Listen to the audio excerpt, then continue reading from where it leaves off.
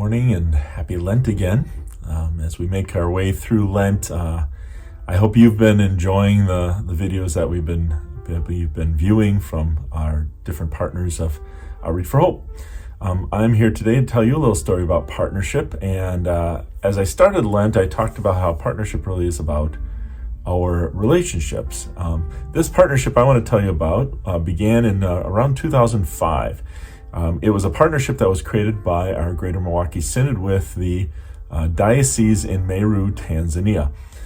At that time, they had a pastor who had been on the Synod's, the diocese staff, I should say, Elias Katoy. And he and his family, for a number of very complicated reasons, needed to get out of the country.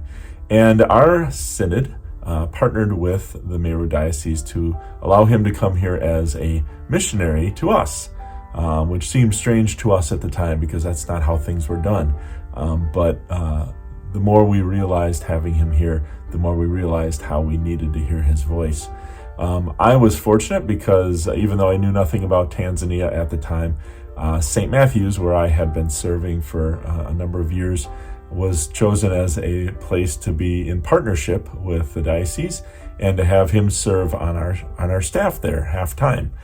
And through those couple years that then Pastor Katoy worked at St. Matthew's and ministered to us, and the two of us got to be closer and closer. Our families got to be closer and closer.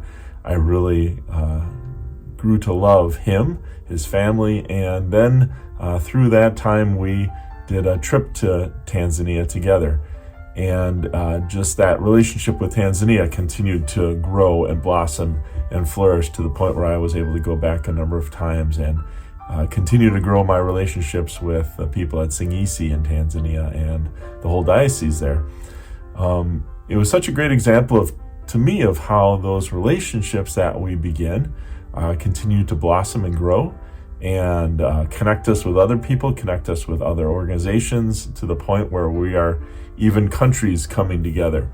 And that's what I believe God wants of us, wants us to start with those relationships, to get to know each other, to see each other with our differences, our cultural differences, our diversity and the beauty of that, and then that sense of understanding the world from a different perspective.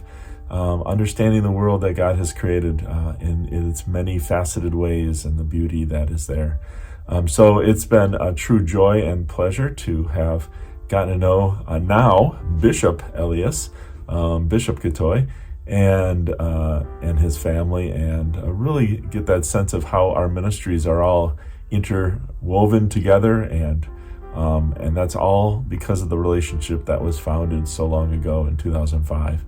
I look forward to the next time I get to go there. I hope you'll think about going to Tanzania. It's a wonderful place and wonderful people.